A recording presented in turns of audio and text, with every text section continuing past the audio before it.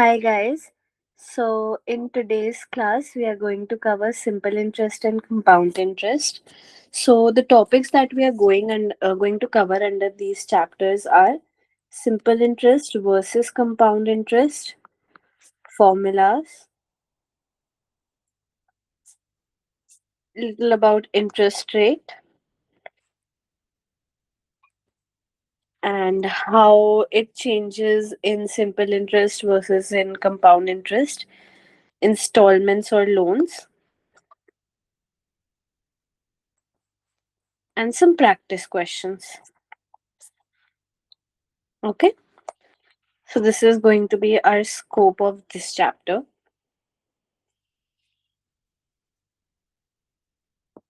So before actually going starting with what simple interest and compound interest is, let's learn a few things.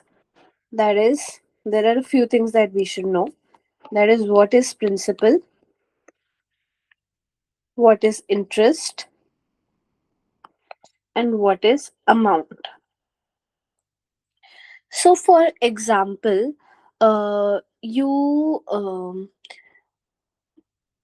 you buy bonds of rupees 1000 and you are supposed to get some kind of interest on it.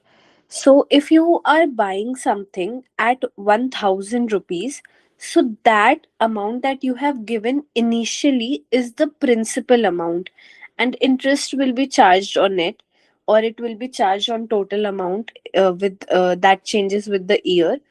So principal is the amount, the upfront amount that is being paid. Okay, then coming to interest rate on the principal amount, how much interest is being applied? That is for simple interest. Basically, on simple interest, only on principal interest is applied, and compound interest on amount is. So, what basically amount is? Amount is the total value of the money that has to be paid after interest has been added. So, principal plus interest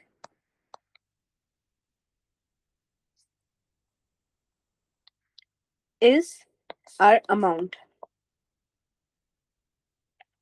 Okay, that is the basic fundamentals. So if we move to what simple interest is and what compound interest is and how they are different. So for example, तुमने एक loan लिया 1000 rupees का, the principal amount being 1000 at 10% per annum. Okay, so in simple interest, our interest will be only on the principal amount, on the principal amount. Whereas in compound interest, हम principal के साथ साथ जो भी हमारे interest rate previous सारे years में हो रहे हैं उस पे भी हम एक इंटरेस्ट लगा देते हैं. So on principal, interest is put on principal as well as on previous years interest. So let's see how it looks like. So for example, a person borrows 1000 rupees at 10% per annum. So let's see, अगर ये simple interest में हुआ तो क्या होता है, and compound interest में हुआ तो क्या होता है. So for simple interest, our interest will only be on 1000, that is the principal amount, and for 3 years let's take it. तो इसमें हम देखेंगे ईयर 1 पे भी हमारा 10% ऑफ 1000 दैट इज 100, ईयर 2 पे भी हमारा 100 लगता है, एंड ईयर 3 पे भी हमारा 100 लगता है. तो हमारा 3 इयर्स में टोटल इंटरेस्ट 300 होता है, एंड टोटल अमाउंट जो हमें पे करना पड़ता है वो हमारा 1300 होगा.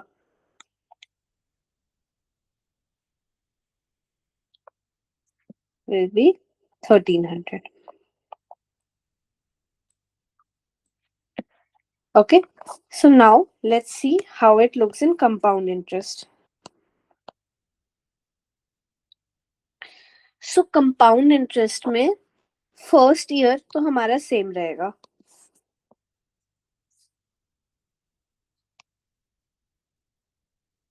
interest, and we'll also look at amount. So first year में तो हमारा इंटरेस्ट 10%, दैट इज 100 ही रहेगा, and eight the end of year one जो हमारा टोटल अमाउंट होगा वो क्या हो जाएगा, 1000 plus 100, that is 1100। Okay, second year में कंपाउंड इंटरेस्ट कहता है कि हमारा प्रिंसिपल भी लगेगा और प्रीवियस ईयर के जितने भी इंटरेस्ट है उस पे भी हमारा एक इंटरेस्ट रेट लगेगा। तो हमारा 1000 पे तो एक 10% का इंटरेस्ट रेट जाएगा ही 100 का, पर हमारा इस 100 पे भी एक 10% का इंटरेस्ट रेट लगेगा, that is nothing but 10 rupees. Total हमारा 110, इन सेकेंड ईयर हमारा 110 का इंटरेस्ट रेट पड़ा। And we can also say कि जो हमारा amount at the end of first year है उसी पे हमारा इंटरेस्ट रेट लगता है, because what is amount, interest plus principal, right.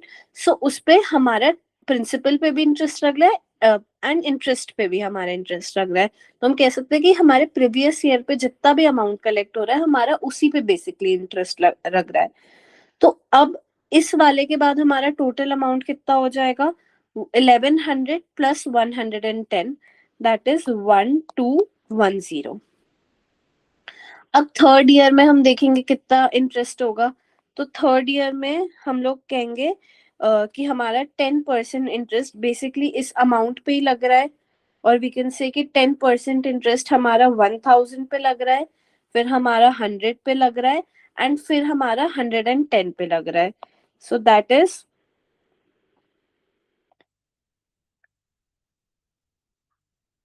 Sorry my bad is Honey, या ओके। सो हमारा 10% लग रहा है 1000 पे, दैट इज 100। 10% हमारा लग रहा है 100 पे, दैट इज 10। एंड 10% हमारा लग रहा है 110 पे, तो दैट इज 11। तो हमारा टोटल 121 हो गया ईयर थ्री पे। एंड यहाँ पे हमारा टोटल हो जाएगा 1331। This will be our total amount at the end of 3 years that has to be paid. हम 121 सीधा इसका 10% का भी करके कर सकते थे, जो अमाउंट, बिकॉज हम अमाउंट को ही हम इंटरेस्ट लगा के नेक्स्ट ईयर का इंटरेस्ट निकालेंगे। I hope this thing is very clear to everyone, because we will go to the formula, but हमें जो उसके बिहाइंड की लॉजिक एंड वर्किंग है उसको देखना बहुत इंपॉर्टेंट होता है। क्योंकि कई बार cat can do what cat can do is कि वो बोल सकता है कि फर्स्ट ईयर पे 5% इंटरेस्ट था, सेकेंड ईयर पे 7% इंटरेस्ट था, बट कंपाउंडिंग हुई है। तो हमें उसमें फॉर्मूला नहीं यूज कर पाएंगे बिकॉज हमारा जो रेट ऑफ इंटरेस्ट है वो चेंज हो रहा होगा। तो हमें इस मेथड पे वापस आके हमें सॉल्व करना होगा। There is one more important thing that you should know, कि अगर हम कहें कि ₹1000, I am taking the same example so that you understand, ₹1000 is ₹1000 at 10% per annum, but it's compounded half yearly. So what does compounded half yearly means? Compounded half yearly means कि हमारा हर 6 months पे एक interest add होता जा रहा है। अगर होता कंपाउंडेड क्वार्टरली तो हमारा इंटरेस्ट रेट हर क्वार्टर के बाद, हर 3 महीने के बाद ऐड हो जाता। ओके, सो कंपाउंडेड हाफ ईयरली मतलब कि पहले जो 1 ईयर के बाद हमारा इंटरेस्ट हो रहा था वो अब हमारा 6 महीने के बाद इंटरेस्ट हो रहा होगा। तो अगर हम कहेंगे कि एक ईयर में हमारा 10% इंटरेस्ट मतलब 100 रुपीज आ रहे थे, तो हाफ ईयर में हमारे कितने आएंगे, उसका half 50 rupees, that is nothing but 5%। तो जितने भी नंबर से डिवाइड किया होता है, जैसे इधर हाफ किया है, क्वार्टर में 1/4 किया होगा, तो उसी से हमारे इंटरेस्ट रेट को डिवाइड कर देंगे। तो हमारा हाफ ईयरली का इंटरेस्ट रेट जो हो जाएगा वो 5% हो जाएगा। तो अगर हम ईयर वन में देखेंगे तो इंटरेस्ट हमारा ईयर वन नहीं 6 मंथ्स पे देखेंगे, पहले 6 मंथ्स पे देखेंगे तो हमारा इंटरेस्ट होगा 50 रुपीज एंड जो हमारा अमाउंट हो जाएगा वो 1050 हो जाएगा। 12th मंथ पे हमारा 5% जो होगा वो 1000 पे तो लगेगा ही, प्लस हमारा 5% जो है वो 50 रुपीज पे भी लगेगा, क्योंकि हम पिछले वाले इंटरेस्ट पे भी लगाते हैं, या फिर हम कह सकते हैं कि हमारा 5% का इस पे होगा सीधा 1.05 ऑफ 1.050, ये हमारा नेक्स्ट अमाउंट हो जाएगा। एंड हमारा interest is nothing but 5% of 1050, that is 52.5। क्या है ये? 5% ऑफ 1050 एंड 5% ऑफ 52.5। ऐसे ही करके हम 18th मंथ का निकाल लेंगे। 102। तो हम इसका निकाल लेंगे यहाँ पे, ये 1.05 और 1102.5 हो जाएगा, एंड ऐसे हमारी सीरीज चलती जाएगी। So the main thing that I wanted to tell with this question is कि अगर हाफ ईयरली हो रहा है तो हमारा रेट 5% हो जाएगा। अगर हम कह रहे हैं एवरी 4 मंथ्स, तो हमारा ईयर कितने में डिवाइड हुआ? 3 पार्ट्स में डिवाइड हुआ, तो हम लोग 10% बाय 3 कर देंगे। क्वार्टरली हुआ, अब हमारा 4 पार्ट्स में डिवाइड हो रहा है, तो हम 10% बाय 4 कर देंगे, क्योंकि उन 3 मंथ्स में हमें बाय 4% ही तो मिलेगा। So this was the basic logics that have to be covered in simple interest and compound interest. Now we will directly jump to formulas. Most of the questions में तुम्हें formulas ही apply करने होंगे. They will make your life easier. And people cry कि हमें ये formulas याद करने. It's a very easy formula, very intuitive thing. So make sure कि तुम जहाँ पे question हो तुम बड़े मेथड से नहीं जाओ. You should know the bigger method, but while solving, if you can use the formula, use that. So we know what our principal is, what rate of interest is, and we will see T or N, that is time in years, okay, or time period, whatever it is according to the question. तो simple interest में तो हम कहेंगे कि हर साल हमारा same interest पड़ता है। एंड इंटरेस्ट क्या हुआ? अगर 10% इंटरेस्ट रेट है तो और 1000 रुपए हमारा प्रिंसिपल अमाउंट है, तो हर साल 100 रुपए ऐड होता जाएगा। तो what is it? 10% of principal और R percentage of principal into the number of years, because हर ईयर पे हमारा इंटरेस्ट ऐड होता जा रहा है। So this can be written as P into R by 100 into T. This is our very simple formula for simple interest. Things are easy over here. Now when I come to compound interest, so compound interest में हमने देखा था कि हम पिछले ही amount को वापस पिछले अमाउंट पे, जैसे अगर सेकेंड ईयर का हमें अमाउंट निकालना है तो हम फर्स्ट ईयर के अमाउंट पे फिर से इंटरेस्ट रेट डाल देंगे। तो अगर पहले का हम करके वन, जैसे मैंने बोला था 1.05 of 1050, so what it means is कि इंटरेस्ट रेट से बढ़ा दे रहे हैं हम प्रिंसिपल के अमाउंट को। तो 1 + R/100, पहली बारी में हमारा अमाउंट इतना हो जाएगा। अब जब जो हमारा दूसरी बारी में अमाउंट होगा, सेकेंड ईयर पे जो अमाउंट होगा, वो हम इसी फर्स्ट ईयर के अमाउंट पे हम इंटरेस्ट रेट लगाएंगे।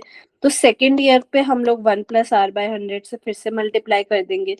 थर्ड ईयर में हम 1 + R/100 से फिर से मल्टीप्लाई कर देंगे, and this goes on. So our formula becomes P 1 + R/100 to the power n, where n is the number of years. Okay, very simple. And जो मैंने एक सेकेंड सिचुएशन बताई थी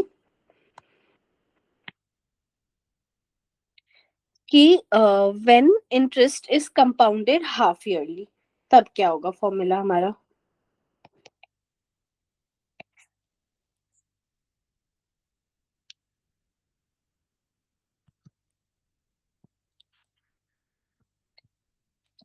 तो हमारा फॉर्म बेस ऑफ फॉर्मूला तो same ही रहेगा, P1 + R/100 but इधर हमारे नंबर ऑफ ईयर्स जो भी हमारे डिवाइड होके हो रहे हैं उस पे हो जाएंगे, एंड आर हमारा पर हाफ ईयरली जितना होगा उस पे डिपेंड हो जाएगा। तो आर जो होगा हमारा हाफ ईयरली में कितना होता है, R/2 हो जाता है। तो हमारा अमाउंट जो हो जाएगा, and guys sorry I didn't say one thing, इधर सिंपल इंटरेस्ट में this formula gives us the simple interest, and in compound interest what we get is the amount. तो अगर हमें इंटरेस्ट निकालना होगा तो amount which is this minus P करना होगा। कंपाउंड इंटरेस्ट में हमें अगर इंटरेस्ट निकालना होता है फाइनल, तो हमें ये करना पड़ता है। Now coming back to this, when interest is compounded half yearly, तो हमारा आर जो है वो R/2 हो जाएगा फॉर द 6 मंथ्स, एंड हमारे अब एक ईयर एक टाइम पीरियड पे इंटरेस्ट लगने की बजाय, क्योंकि 6 मंथ्स पे हो रहा है और दो पार्ट्स में हमारा ईयर डिवाइड हो जा रहा है, तो हमारे 2 बार कंपाउंडिंग हो रही है। तो हमारा जो ऊपर का एक्सपोनेंट होगा वो 2 to the 2n हो जाएगा। So what our formula will look like is P1 + R/2 divided by 100, because हमारा जो इंटरेस्ट रेट है वो हाफ हो जा रहा है क्योंकि वो हाफ टाइम के लिए ही हो रहा है, एंड हमारा एक साल में 2 बार हो रहा है, तो वो हमारा 2 to the 2n हो जाएगा, बेसिकली n ईयर्स की बजाय 2n हो जाएगा। अगर यही चीज हम क्वार्टरली कहते तो जो हमारा अमाउंट है, जो हमारा इंटरेस्ट रेट है, वो आर की बजाय R/4 होगा, बिकॉज हमारे चार पार्ट्स में ईयर डिवाइड हो रहा है, तो 1 + R/4 हो जाएगा अपॉन 100, एंड हमारी पार में n की बजाय 4n हो जाएगा, बिकॉज एक ईयर को 4 पार्ट्स में तोड़ दिया, एंड R/4 जो है, R/4 का इंटरेस्ट हमारी 4 बार अप्लाई हो रहा है। That is why this will be the formula. And it is a very logical thing that you need to think about, कि पहले हम जो फॉर्मूला सोच रहे थे वो एक ईयर का था, अब हमारा एक ईयर अगर 4 पार्ट्स में डिवाइड हो गया तो उसका हमारा इंटरेस्ट रेट डिफरेंट है, और हमारा एक साल जो है वो 4 बारी कंपाउंड हो रहा है। So instead of n years वो 4n times at the rate of R/4 compound होगा। Very simple, the logic remains the same, but R को हमने 4 से डिवाइड कर दिया क्योंकि उतने टाइम में वही हो रहा है, जो भी टोटल टाइम पीरियड्स है वो हमारा ऊपर रहेगा पार में। This was the basics of simple interest and compound interest.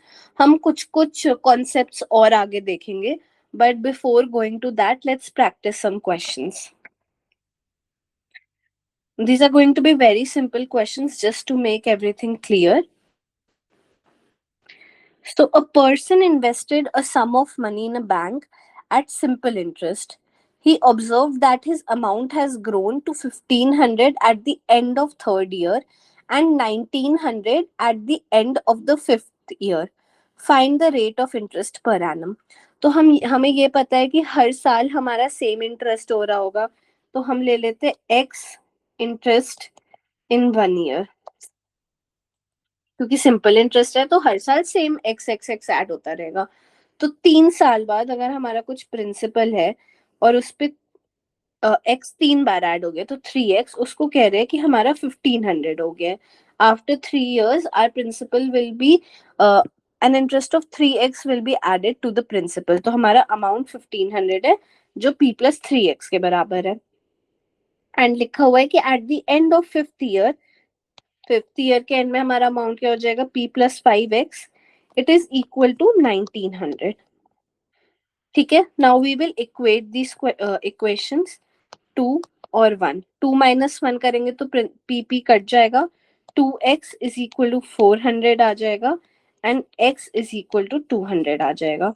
तो हर साल हमारा 200 रुपए का इंटरेस्ट हो रहा है। ओके,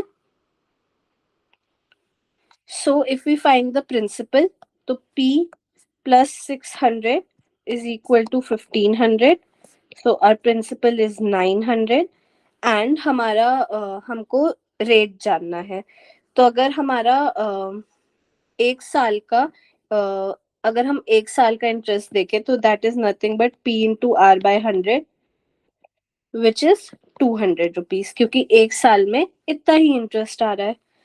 एंड P हमारा 900 है, तो R/100 इज 200/900। हमें पता है कि 1/9 11.11 होता है, तो 2/9 हमारा 1/9, अगर मैं इसको परसेंटेज में निकाल रही हूँ तो हमारा R जो होगा वो 2/9 है, तो 1/9 हमारा 11.11% होता है, तो 2/9 हमारा 22.22% हो जाएगा। That is our answer. A very simple question.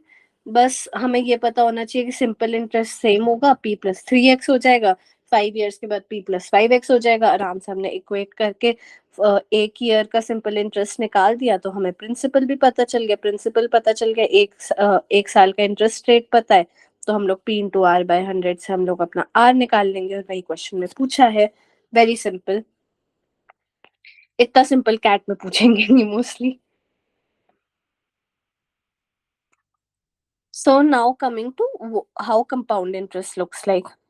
So a person invested a sum of rupees 5,000 in a cooperative bank at 10% per annum compounded annually. तो हमारा प्रिंसिपल जो है वो 5,000 है, आर हमारा 10% है, और कंपाउंड इंटरेस्ट है। Find the amount he received eight the end of 3 years. Very easy, सीधा हमें फॉर्मूला यूज करना है। 5,000, हमारा इंटरेस्ट रेट इज 10%, तो 1 + 10/100 टू द पावर 3, बिकॉज इतने ईयर्स के लिए हो रहा है। 0.1 टू द पावर 3। 1.1 का क्यूब हमेशा याद रहना चाहिए, 1.331 होता है, तो 1.331 इंटू 5,000 इज 6655। Very easy. अब इसी में अगर मैं एक चीज देखती कि अगर मैं इसे बोलती कि हाफ ईयरली कंपाउंडेड है, तो हम इसको कैसे लिखते? तो हमारा प्रिंसिपल अमाउंट सेम रहता, हमारा रेट ऑफ इंटरेस्ट 10%, उस हाफ ईयरली के लिए 10% की बजाय 5% हो जाता, तो हम 1 + 5/100 लिखेंगे। एंड हमारा 1 साल में कितनी बार होता? 2 बार, तो 3 साल में हमारा 6 बार होता, to the power 6। This would have been for our half yearly.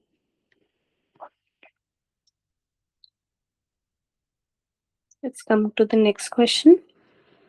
So, a certain amount earns simple interest of rupees 1750 after 7 years.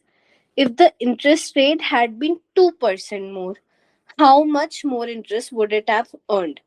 तो हमें दिया हुआ है कि 7 ईयर्स के बाद जो हमारा सिंपल इंटरेस्ट है वो 1750 है, तो हम एक प्रिंसिपल अमाउंट ले लेते हैं।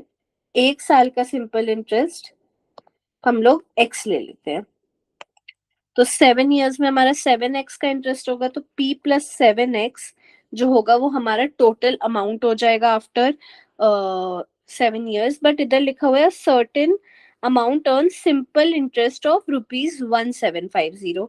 सिंपल इंटरेस्ट हमारा 7x हुआ, उसको इक्वल टू 1750 लिखा हुआ है, तो 1750 डिवाइडेड बाय 7, तो x हमारा 250 हो गया। हर साल 250 रुपए का इंटरेस्ट रेट हमारा ऐड होता जाता है। अब लिखा हुआ है the interest rate had been 2% more, how much more interest would it have paid? तो अगर हमारा आर है और आर को हमने 2% से बढ़ा दिया, मतलब R+2% हो जाएगा, तो हमारा इंटरेस्ट रेट कितना बढ़ेगा? तो पहले हमारा इंटरेस्ट रेट था P+R/100 1 साल का, एंड दूसरी बार हमारा दूसरे केस में हमारा P/R+2/100 हो जाएगा। तो डिफरेंस कितना हुआ? इजी, P/2/100, ऑफ कोर्स 2% बढ़ा है तो P/2/100 का ही डिफरेंस होगा, into 7, because this was the time period, तो हमारा 14/100 इंटू P हो जाएगा। बट हम देख रहे हैं कि हमें पी निकालने का तो कोई भी तरीका ही नहीं है. So this answer cannot be determined. And even if we look at one more thing, कि अगर हमने कोई भी एक combination of P and R ले भी लिया तो भी हम ये क्वेश्चन नहीं सॉल्व कर पाएंगे, बिकॉज हर कॉम्बिनेशन के लिए हमारा डिफरेंट डिफरेंट डिफरेंट आंसर्स आएंगे. किसी में 270 आएगा, किसी में 290 आएगा. सो वो हमारा डिफरेंस रहेगा. And you can try it for yourself कि कुछ कुछ केसेस लो, एक पी ले लो और एक आर ले लो, एंड तुम ट्राई करने की कोशिश करोगे तुम्हारा क्या हो रहा है, because X is nothing but P into R by 100. तो अगर पी हमारा एक केस में हमने 1000 ले लिया, तो आर हमारा 25 हो जाएगा. तो जब हमने 2% बढ़ाया तो हमारा 27 हो गया. तो हमारा जो सिंपल इंटरेस्ट पर ईयर हो जाएगा वो 270 हो जाएगा. 270 माइनस 250, 20. तो हर साल 20 का डिफरेंस होगा, तो 7 साल में 140 का डिफरेंस होगा. अब यहीं पे तुम कुछ और नंबर लेके देखोगे कि 2500 ले लोगे और 10% लोगे, एंड फिर उसका 12% बढ़ाओगे तो 2% ऑफ 2500 बनेगा. एंड उससे हमारा आंसर बिल्कुल अलग आएगा. So try doing that, it will develop a lot of skill in you. So I think कि simple interest and compound interest के हमारे बेसिक्स क्लियर हो गए. इन द नेक्स्ट क्लास हम देखेंगे कि जब हमारे इंटरेस्ट रेट बढ़ रहे होते हैं तो हम उसको सिंपल इंटरेस्ट से कैसे लिंक कर सकते हैं एंड कंपाउंड इंटरेस्ट से कैसे लिंक कर सकते हैं. It makes a lot of questions easier, and we would be practicing some cat pyqs also, and some more difficult questions. So make sure you see that lesson also. Thank you.